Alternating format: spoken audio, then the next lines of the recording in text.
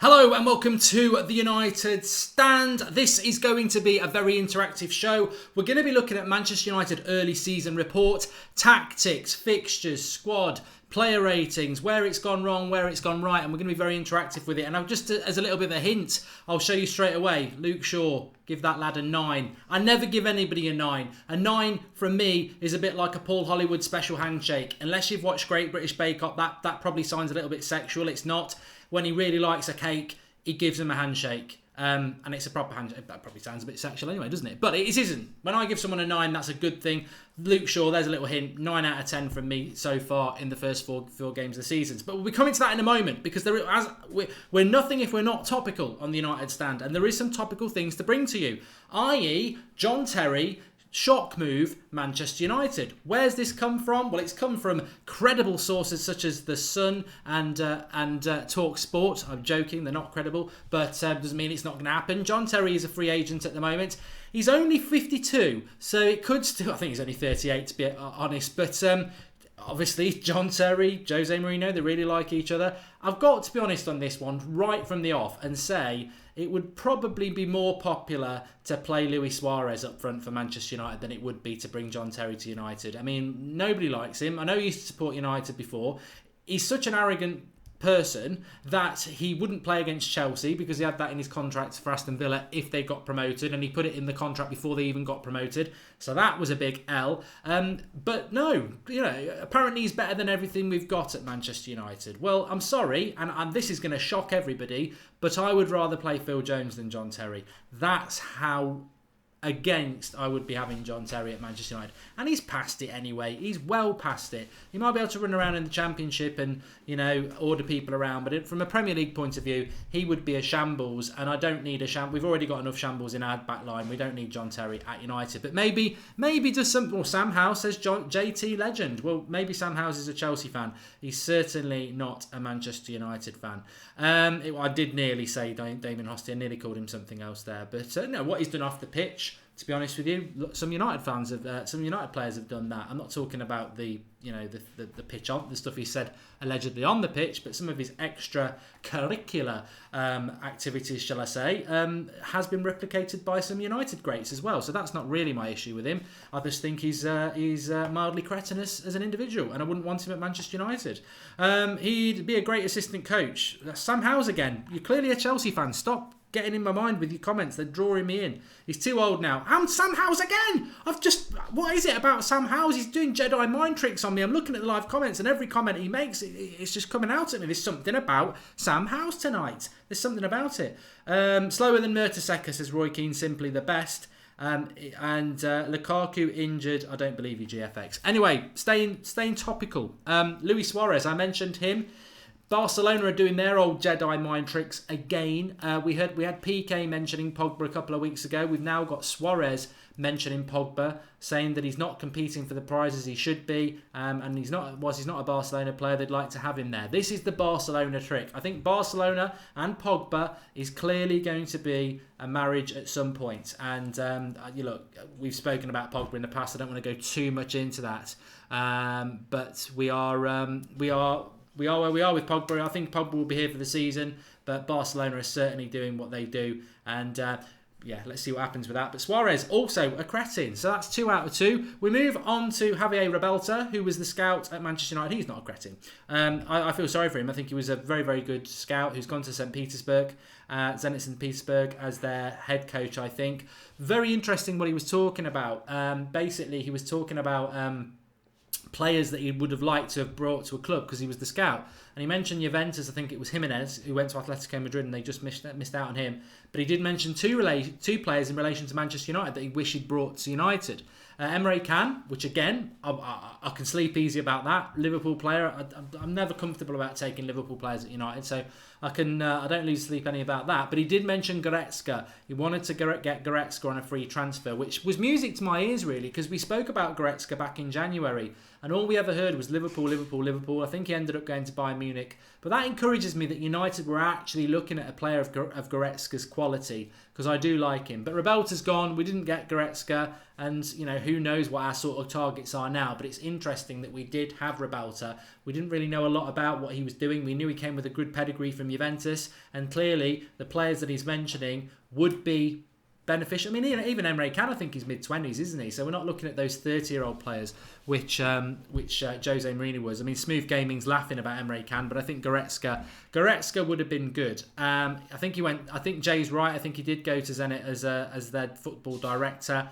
Watch Pogba will go under proper management and he will flourish as Junior 7. I mean, that's a very interesting thing. I'm going to throw you a Twitter comment here. Now, you can follow me on Twitter, @MarkGoldbridge, and I suggest you do, because you will never find a more complete Twitter account experience than you will find with me. It's got humour, it's got idiocies, it's got blatantly brilliant comments. Just follow me on Twitter.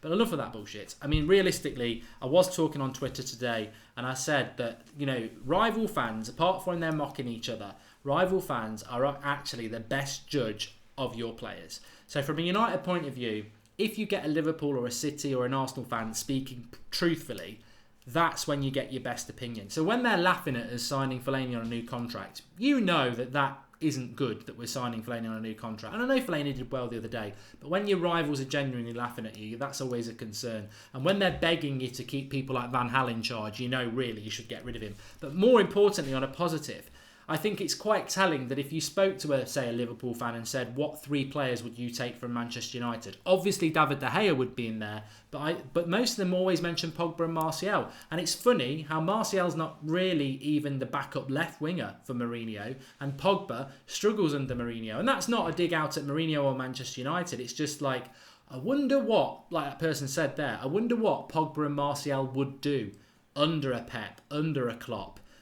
We know what they do under a bus. Sod all. They don't do sod all under the bus, do they? But that was a joke, by the way. I'm not going down that route. I'm positive. But I think you can learn a lot from your rivals about who they would take from your club. And Pogba and Martial are all, especially Martial, Arsenal want him, Chelsea want him, Spurs want him, Liverpool want him. I don't think City fans really do, but he's a very, very good player. Anyway, let's get into this bit. I really want to talk about this. Early season report for Manchester United. Been a bit of a mixed bag. So I've given Luke Shaw a very poor 9 there. Let me give him a proper 9. So Luke Shaw's a 9 out of 10 for me so far. I want to go through some of the players. We'll do that. We'll do the defence first of all, just to give you some context. But I do want to talk about Mourinho, the tactics, the points that we've got so far. So stick with it, get involved. And if anybody thinks that Luke Shaw deserves any less than a 9, I give the mods free reign to block them. I mean, you can't give him a perfect 10, but Luke Shaw was talking today about, I loved this. We tweeted this out on the United Stand account that, Luke Shaw had said this morning that if he'd got on the plane to come back to have the surgery on his leg, he probably would have lost his leg because of the blood clots. He stayed in Europe to have it. And we put that as a tweet saying, how can people question Luke Shaw? It's shoddy journalism again, calling him fat, having a bad attitude, doesn't train properly. All this nonsense we heard last year. This is a guy who could have lost his leg he's clearly got a very strong mentality. Anyway, someone replies and goes, nearly lost his leg. Laugh out loud. So I went straight to the BBC, copied in the article and tweeted it underneath him. And he still said, lose your leg. Talk about melodramatic. I thought, how much more evidence you want? He said it. It's on the BBC. Some people are stupid. But Luke Shaw, for me, definitely a 9. Valencia, I'm going to be you've got to be a little bit harsh. 6 points from 12 isn't good enough. And I think that whilst Luke Shaw's been brilliant, I've got to say that I think Valencia has looked rusty, justifiably, after his injury. Chris Smalling, not Chris Newbank, Chris Smalling is going to get a 7 from me. I personally have never had much of a problem with Chris Smalling. Hopefully George Kyle's not in there because he'll be steaming, but I've always liked Chris Smalling, and he's not a first choice centre-back, I would say that. But as a backup, all through last season, he always comes in and does a job. He's done a job in the last couple of games. Apart from getting put on his arse by Lucas Moura, but that's his limitations. If you accept Smalling for his limitations and that he's a backup centre-back, I think he's done well for us this season so far. Eric Bailly, you've got to give him a 6. awful against Brighton, brilliant against Leicester, so a 6 for me. And Lindelof, again, I like Lindelof, but I've got to give him a 5. I thought against Burnley, he didn't do anything wrong, but he was protected by Smalling and Fellaini, and obviously he's made his mistakes. So yeah, that would be my back area. And pardon. And De Gea, I'm going to give De Gea a 5 because I don't think De Gea's hit the heights. And Peter Schmeichel was interviewed by Flex at lunchtime, and the video's there if you want to go and watch it. And they were talking about why is his son in the top 3 for the FIFA Goalkeeper of the Year award. And Schmeichel basically hit the nail on the head, Peter. He said that, well, we all know as Manchester United fans what a great goalkeeper De Gea is, but he didn't do anything for Spain in the World Cup, and he has made a few mistakes. So, look, De Gea for me is the best goalkeeper in the world, but I don't think he's had the best start to the season by his high standards. But this is good. This is all for room for improvement. As for Phil Jones, I haven't even marked him. Look, realistically, I'll be generous and give him a 3 for Phil Jones. Don't know whether people agree with that, but I'll give him a 3. I think Phil Jones has been pretty poor again this season, and would be a player that I'm a bit concerned about. But let's have a look at some of the comments. Can't rely on David every time, says AS7 Alexi, which I think is spot on. I think we need to move away from being so reliant on De Gea. In some ways, if De Gea has a slightly less than God-esque season, I think that will benefit us as a team because we need to be not so reliant on him. Give him a 1, says Martin Donku, talking about Phil Jones. Lindelof has been very poor, but I'll give him a 5, says Manchester Skulls 18. Look, I like Lindelof. I think a lot of Lindelof's problem is man management. I think his confidence levels are ridiculous. You look at what he did for Sweden in the World Cup. He looked confident. He was a leader. He comes back to United and that disappears. I think that is his problem at United at the moment. But what I wanted to say, and he's injured again, Phil Jones as well, which is a problem. We're going to move on to the midfield in a moment, but let's just bring Mourinho into this and let's talk about Manchester United and the amount of points we've got. So we got 6 points from 12. Well, what were the fixtures? Well, let's look at it. It was Leicester at home. You'd expect 3 points. Brighton, I think you've got to be taking at least a point there. So 4. Spurs at home, I think, again, you've got to be taking at least a point from that. 5. And then, as we did, Burnley away, you've got to be beating them. So I think 8 points wouldn't have been a great start, but it would have been the minimum. We would have sort of gone, it's not great, but it's, it will do. I don't think we would have been happy with 8 points. I think realistically we should have been looking at 12. I think that's what we should have got at the very worst. What Man City's got, 10. 6 is not a good start. We had the positive start with Leicester. Yeah, Leicester played us off the park at times. Ben Chilwell was the best player on the pitch, but we ground out that result. First game of the season, Pereira in the midfield with Fred, and we were like, yeah, look, we can see shoots of positivity. Brighton, total and utter rubbish. And Spurs, good first half, naive, bad defending second half. And then Burnley, we got the job done. So 6 points, I think, look, it is what it is with the points, isn't it? We know we should have more. It's not been a very good start, but I think a lot of us are happy to jump into and just see what happens after this international break. But for an early season report, I think should do better in relation to the points. In relation to the tactics that we've played, I think in relation to the tactics that we've played, first game of the season was very hard to tell what the tactics were. It felt very reminiscent of the 4-3-3 and sitting back and gifting up possession at home. The second game against Brighton, well, if you can predict what we were trying to do in that game, you're a better man or woman than me. I think it was very, very difficult and a very poor game. First half against Spurs, 3-5-2 at home. First time I can remember us doing it. Full of energy, creating chances, really, really good. Didn't get the goal and then switched off in the second half, which, defensively was unforgivable. And then Burnley, yes, it was the 4-3-3, but it was a hybrid of that. And also it was very fast and energetic, and we did press and we created a lot of chances. So we're moving in the right direction. And the encouraging thing I would say from the last 2 games is that we played the 3-5-2, which many of us really like, and we loved it back last November when we beat Watford and Arsenal. We loved the 3-5-2. We saw it against Spurs at home. That shows that Mourinho will play it, but also we know the 3-5-2, we can press, create chances, and it worked. What I liked against Burnley is we saw Mourinho's stereotypically give up possession, pragmatic, boring system, but we saw it on the front foot. We saw it create chances. We saw it move the ball quickly. And I think that,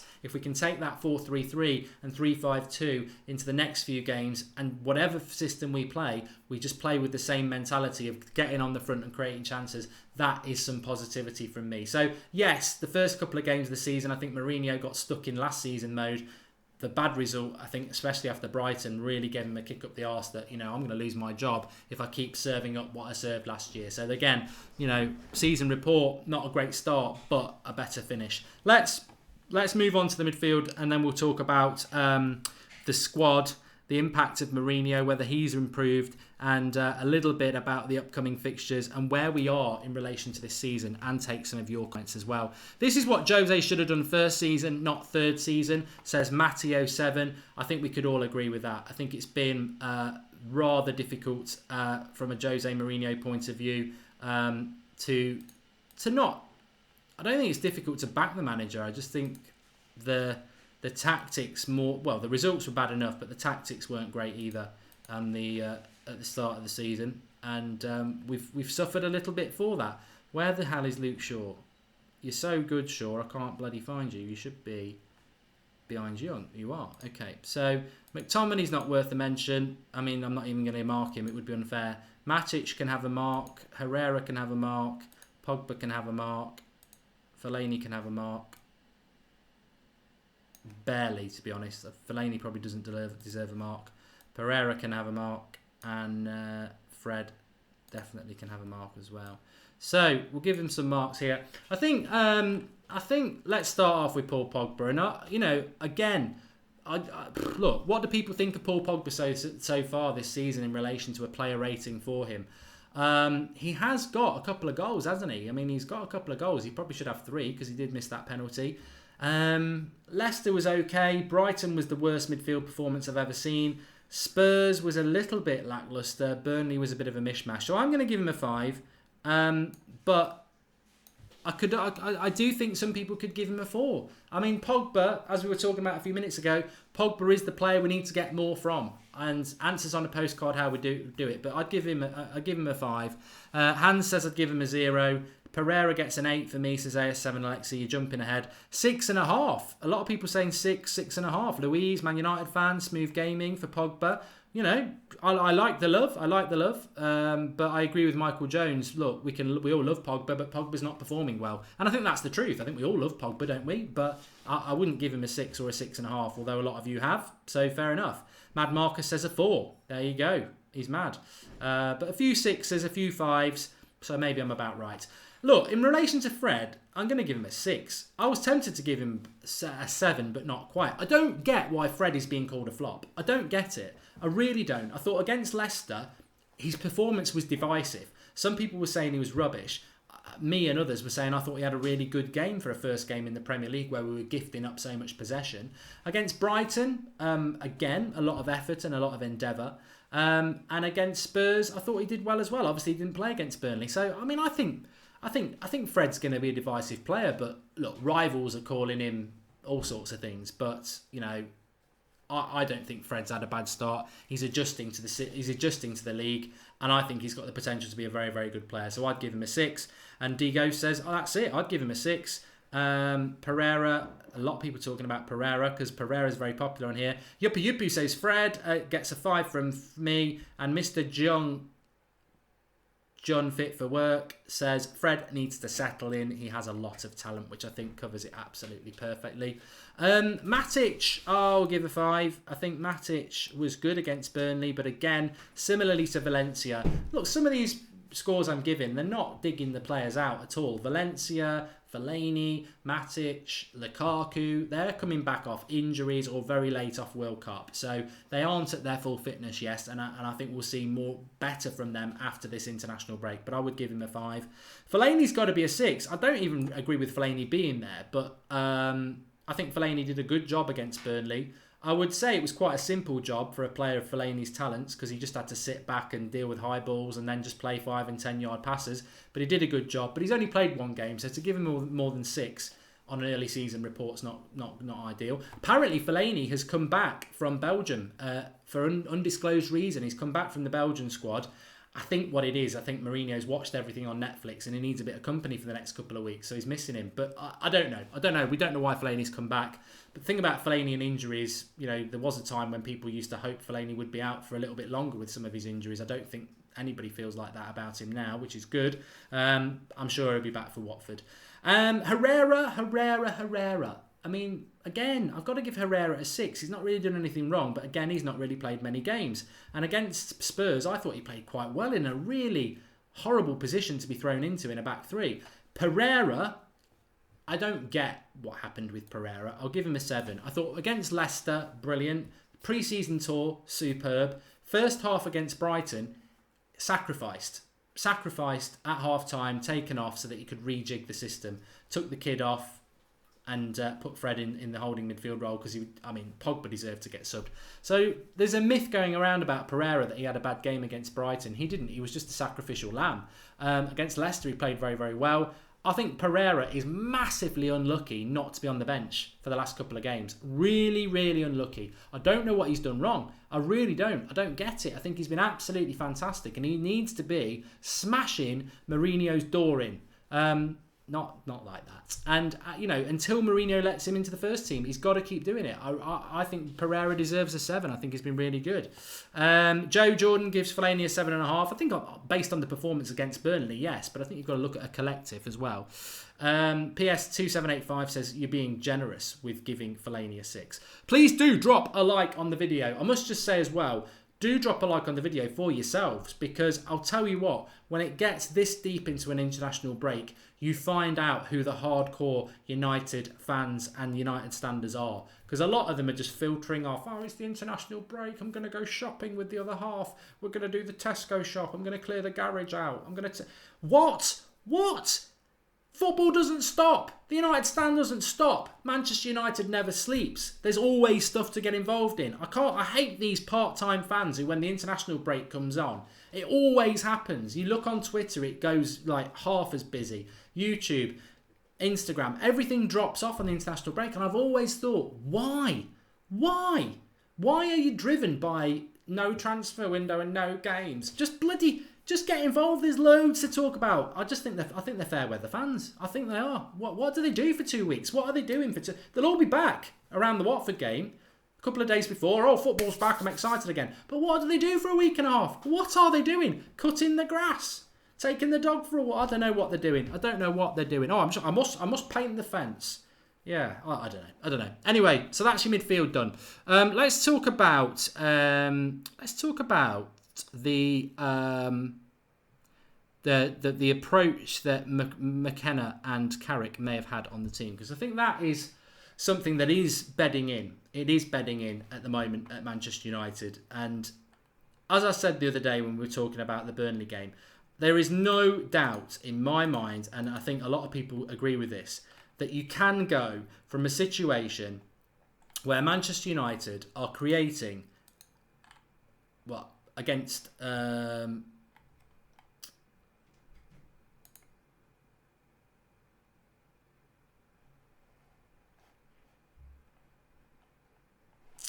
God, what have I just done there? I've lost my screen. Where we are creating more than double the chances against Spurs and Burnley than we did against Leicester and Brighton. There is things changing. And I think, look, Rui Faria is a big loss to Jose Mourinho. Whether people like that or not, it is very true. So Martial can't even have a mark. You can't give Martial a mark. Lingard can have a mark. Rashford and Lukaku. Let's just pull Lukaku off. There we go. So, yeah, I think that... look, the main point, and I'm struggling to get my words out here, is that the impact, how much weight you put on the impact of a very disjointed start to the season has had. Pep Guardiola has said that, look, very happy with 10 points. We knew we were going to drop points in the first 3-4 games of the season because we're disjointed. We've not had the pre-season we wanted. Players coming back late from the World Cup, the injury to De Bruyne.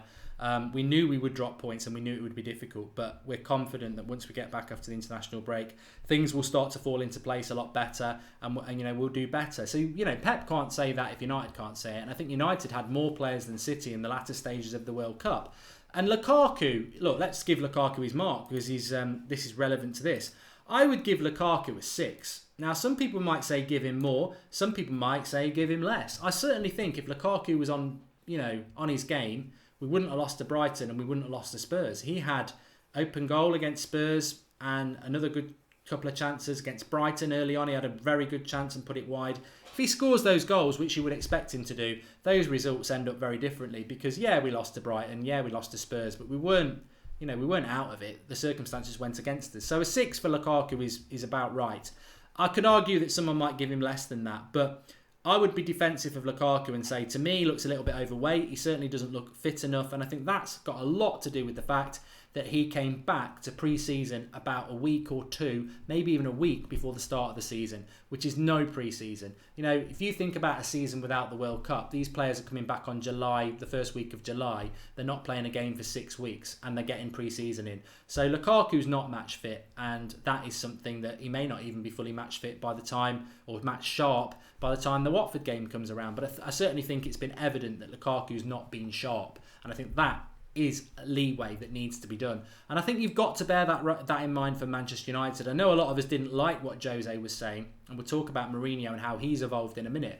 But Mourinho did say we were going to have a difficult season, and I think he's right, in the sense that the start to the season has been very difficult. It's no excuse for losing to Brighton.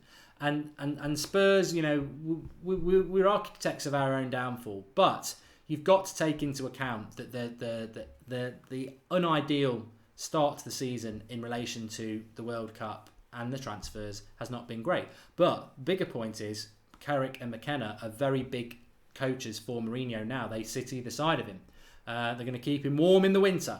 And so if they're sat so close to him, they are key figures in the tactical setup of Manchester United.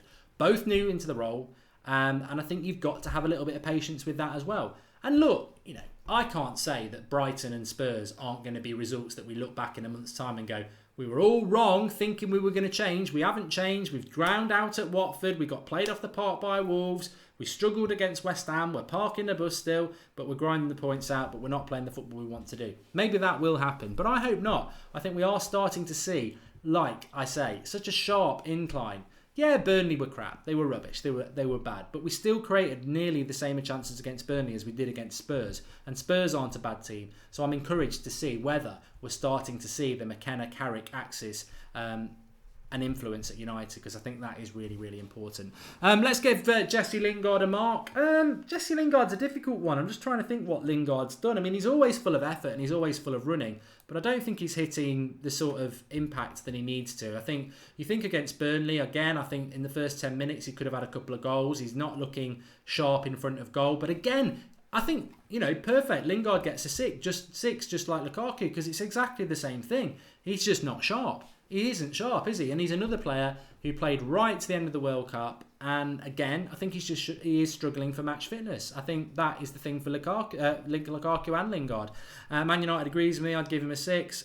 Lingard's all energy, says Marty. Look, I remember Jesse Lingard on the pre-season tour last year, and he was immense. I think he carries no body fat, so his fitness levels compared to Lukaku are always going to be better. He just seems to be a lad who can have, you know, 8 weeks off probably, eat junk food and then get back on the pitch and play like he's playing every week. So he's got a really good natural fitness, but what he is struggling with, I think, is match sharpness in relation to finishing and things like that.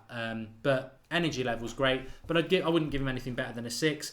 Look, Rashford, again, I think I've got to give Rashford a 5. And I'm a big fan of Marcus Rashford, but he's got to get marked down for the red card. He marks himself down for that. You know, too energetic, too eager, and gets himself sent off. But apart from that, sporadic involvement again. And again, just doesn't look totally sharp. I'm hoping he's going to get a couple of games for England on this on this international break and get some match sharpness into his legs. The same for Lingard, the same for Lukaku. It's all right saying the international break is a hindrance. I think in some ways it's an advantage, because these players are going to get game time to sharpen themselves up, which will bring them back sharper to us. They need games at the moment, and I think that's the case with Rashford and with Lingard. 3 to 4 for Rashi. Martial for me is 7, says Ilar Sabajan. I mean, Martial's hardly played. Rashford gets a 2, says Sam Bainbridge. 5, says Kamal. And that brings us on to Alexis Sanchez, who, to be honest with you, I've got to give Sanchez a 5. I've got to give him a 5. I think he's, or maybe a 6. Should we be generous and give him a 6? I think he played well against Burnley. I still don't think he played anywhere near the level we want Alexis Sanchez to play for Burnley, for Manchester United. but it was better than a lot of his performances over the last 6 months. I think the thing about Sanchez is, what was his excuse for the earlier games? What was his excuse for the games other than Burnley? Because he just looks, and again, he's a player who's had a knock, I know, but he didn't have the World Cup. He had a very, very big pre-season, and he started the season like he ended last season. So I'm hoping that the Burnley performance, I would rather edge on that. I mean, Sanchez is quite indicative of Manchester United. Do we want to judge them on the losses, or do we want to jump on the positivity of the Burnley result? And I think that's more important at this stage, and that's why I would give Sanchez a 6. Samuel R disagrees. Except from the Burnley game, he's been very poor. I'd give him a 3. 1 to 2 points Sanchez for effort on the pitch. Sanchez a 2, says Hans Magnus. Sanchez is a 4, says Louise O'Donoghue. Rashford is a 5, and he will learn from his actions and mistakes, says Scott Kent. And exactly, why so poor with no World Cup, says Football Einsteins. Look, the jury is out when it comes to Alexis Sanchez, and we all know that. It is out. And it is right that, you know, the criticism of Sanchez is there, because he does need to improve. But look, Lukaku gets 6 at a stretch, says Edgar. Well, let's talk about Mourinho. A lot of people are talking about Mourinho. What would you give Mourinho out as an out of 10 before I put mine there? I know what I'm going to give Mourinho out of 10. And whilst I back Mourinho, Gary Wine says Sanchez is a fraud. Look, maybe Sanchez is going to go... Look, I think Sanchez is like Manchester United. I'm excited to see what he's going to do against Watford and Wolves, because yes, it was only Burnley, but he played well. But yes, it was only Burnley, but United played well. What are we going to get in a tough game against Watford, who are top of the league? And that's where Sanchez has got to start performing. And it's the same as Pogba. He's got to be consistent as well. And that's the big thing for Alexis Sanchez for me. 3 out of 4 for Jose Mourinho, says George Lord. 4 out of 10 says Don. Sorry, 3 out of 10 says George Lord. Don Snap says 4 out of 10 for Jose. 4 says Byron. We've got a 9 in there. I don't know whether they want to be read out, but Pankaj says 8.5. Sally Devil Red 7 says 5.5. And John Angle says 6. Joey Sullivan says 4. Mark Hanley says 7. London Red says 6. And Below Average 4 says Samuel R. And Victor says 5. Really wide ranging for Jose Mourinho. And I think that is, I expected that, because you've got Mourinho outers who will give him a low score. You've got Mourinho inners who are going to give him a high score. And then you've got the realists who I think are going to give him what I'm going to give him. And that is a big 6, which is average. You could go lower. I don't think you can go higher than a 6. And I don't think Mourinho would want anything higher than a 6, because I think Jose Mourinho knows that in essence, his score reflects United's score. And 6 points is what we've got. And 6 out of 10 is probably about right for United. You could argue 5 actually. But I'm going to give Mourinho a generous 6 because, and only because I think 4 or 5 was more realistic. But only because I think if we'd lost to Leicester, we'd beaten Leicester, lost to Brighton, Spurs, and ground out against Burnley with the same football, I would have given him a 4 or 5. But because of the first half performance against Spurs, which was something I had never seen under Mourinho, and because of the way we continued that against Burnley, that's got to be worth an extra point, because it is a total change in direction. The way he's engaging with the fans, the positivity about all his players, even the likes of Martial and Pogba, and everybody gets a mention now. The change in the style of play, like I say, the engagement with the fans, the siege mentality. They may be fake, they may be agenda, they may be pantomime, but they are real at the moment for us until they are proven otherwise. And that, for me, is why Mourinho gets an extra point from a 5 to 6. I don't think 6 points from 12 is average for United. I think it's below average. I don't think it's acceptable, those results, because of some of the performances we put in. I think Mourinho's approach into the season was very negative, although probably valid, but you need to man up and face up to it, which I think he is now doing. So I'll always give somebody a second chance in life, and I think that Mourinho at the moment is on that second chance, and that's why I'd give him a 6. But, you know, let's have no illusions. The players, the board, Jose Mourinho, they know that this start to the season from Manchester United isn't good enough, but at least they're looking like they're trying to do something about it. And I think when we do this again on the next international break, which I think is after another 3 or 4 games, we're going to really see what if this improvement and positivity is real, because there's not going to be any hiding against Watford and Wolves. And I know people say it's only bloody Watford and Wolves. Wolves are a very good team, and Watford are a very good team. So there's nowhere for us to hide. It's going to be very, very interesting. Man United, I'm not even going to give Mata and Martial a mark because they've just not really been involved enough, are they? And that's just how it is. Mourinho will park the bus when we play the big team, so screw all this attacking crap. It will go back to park the bus, says Brendan Pillai. Well, we'll find that out when we play Chelsea. I think Chelsea are the first big team we're going to play. Chelsea like to press in the final third under Sarri. They like to move the ball quickly. I want to see United in that game doing what we've done against Spurs and Burnley. If we sit back, he ain't going to get a lot of credit for that, is he? But we'll see. We'll see what happens with it. Anyway, if you are watching live, please do drop a like on the video. If you're not watching live, please do drop your comments in below and give us your thoughts. Lots of things discussed there. If you want to talk about it all and leave a comment there, that's fine. If you just want to talk about a certain player, a certain manager, a certain, fixture analysis, if you want to just talk about John Terry to United, whatever you want to talk about, leave your comments in there. Join the debate, get involved, subscribe if you're new, and do drop a like on the video on your way out. Thanks to all the mods. And thanks to everybody in the live comments. You are the hardcore United standers, because in the international break, that is where the real football fans are. They don't disappear to do whatever people are up to. So thanks everyone for watching. Back at 8 o'clock tomorrow night. I think it's a Skype show tomorrow night because we do that when there's no midweek games. So Skype show tomorrow night at 8 o'clock. And if you didn't see the interview with Peter Schmeichel because you were at work, school or doing something else, give it a watch. Brilliant interview from Flex, and Schmeichel's 10 minutes there covers everything and really, really educated on United, what it's all about, and really, really, really good comments from Schmeichel. So give it a watch. Peter Schmeichel on the United Stand. I'll see you all tomorrow. Thanks for watching. Drop us a like and give us your comments. Speak to you all soon.